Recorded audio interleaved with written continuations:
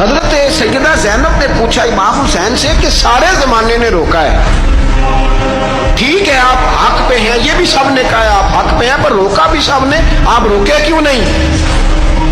تو ابن کثیر اور ابن اسیر لکھتے ہیں کہ امام حسین رو پڑے، کہنے لگے بہن میں رک جاتا پر میں نے رات کو نانا مصطفیٰ کو خواب میں دیکھا۔ تو حضور نے فرمایا حسین اگر آج یہ رواج پڑ گیا نا یزید جیسے لوگوں کا تو قیامت تک پڑا رہے گا، پھر لوگ کہیں گے کوئی نکلا نہیں تھا تو ہمیں بھی نکلنا، پھر لوگ ظالموں کے سامنے گردنیں جھکانے کے عادی ہو جائیں گے۔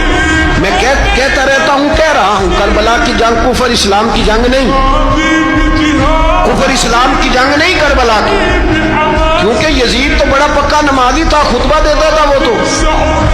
جب امام حسین رضی اللہ تعالیٰ عنہ نے کربلا کے میدان میں جمعے کا دن تھا تو یزید کے سامنے کو بات کرنی شروع کی، عمر بن سعد کے سامنے، تو عمر بن سعد کہنے لگا حسین زیادہ باتیں نہ کر، ہمارا جمعہ لیٹ ہو رہا ہے، جنگ کے لیے تیار ہو، فٹافٹ اہل بیت نبوت کو قتل کریں گے اور قتل کے بعد پھر نماز پڑھیں گے اور پھر کہیں گے اللہم صلی علی محمد وعلی آل محمد، اسی نماز میں پھر درود بھی پڑھیں گے۔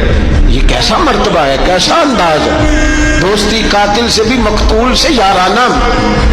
امام حسین نے حر بن یزید امام حسین سے کہنے لگا مجھے حکم ہے آپ کو روکنے کا، آپ آگے نہیں جا سکتے۔ امام صاحب نے فرمایا وجہ زمین اللہ کی ہے، اس نے کہا آپ بیعت نہیں کر رہے، یزید کی حالات آپ کے حق میں درست نہیں ہے، آپ نہیں جائیں گے۔ امام روک گئے۔ ظہر کی نماز کا وقت ہوا تو حضرت علی اکبر امام حسین کے بڑے صاحبزادے انہوں نے اذان ظہر پڑھی تو حر بن یزید کے لشکر نے امام حسین کے پیچھے نماز ادا کی۔ کہا بھئی تم مقابلے میں آئے ہو نماز پیچھے پڑھتے ہو؟ کہا حضور مقابلہ تو تلواروں سے کر رہے ہیں پر ہمارا دل تو مانتا ہے نا کہ مصطفیٰ کا نواسہ بڑی شان والا ہے۔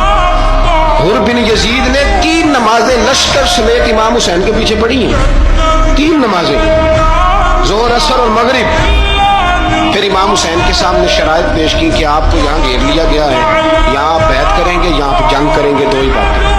امام حسین نے فرمایا نہیں بھائی بیعت تو میں نہیں کرتا، اس کے علاوہ تم جو کہتے ہو میں کرنے کو تیار ہوں۔ اس نے خط لکھا، عبید اللہ ابن زیاد کو ایک بندہ دوڑایا پیچھے کوفے، چند میل پہ کوفہ تھا، کہا وہ نہیں مان رہے، کیا کر رہے؟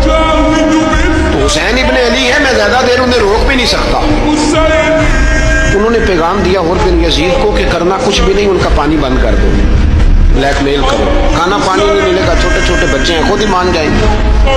حضرت امام علی مقام کے بارے میں حر کے بعد جب یہ پیغام آیا تو حر کہنے لگا میری طبیعت نہیں مانتی حسین پر پانی بند کروں، دل نہیں مانتا۔ جب یہ لفظ کہے نا دوبارہ پھر عبید اللہ ابن زیاد نے عمر بن سعد کو 10,000 آدمی دے کے بھیجا، کہا حر بن یزید لچک دکھا رہا ہے حسین کے اندر۔ ایک رے کا علاقہ تھا، بڑی وہاں فصل ہوتی تھی، لوگ کوشش کرتے تھے وہاں کا گورنر بننے کی کوشش کرتے تھے، تو عبید اللہ ابن زیاد کہنے لگا تمہیں رے کی گورنری ملے گی، سب سے سرسبز و شاداب علاقہ، تمہیں وہاں کا گورنر بنایا جائے گا اگر حسین کے خلاف لڑو گے۔ یہ اتنی زبردست ہوتی ہیں گورنریاں کہ گورنریوں کے لیے لوگ نسل رسول کے خلاف بھی نکل آتے ہیں، یہ اتنی تگڑی ہوتی ہیں، اتنی جلدی وفاداریاں بدلتی ہیں۔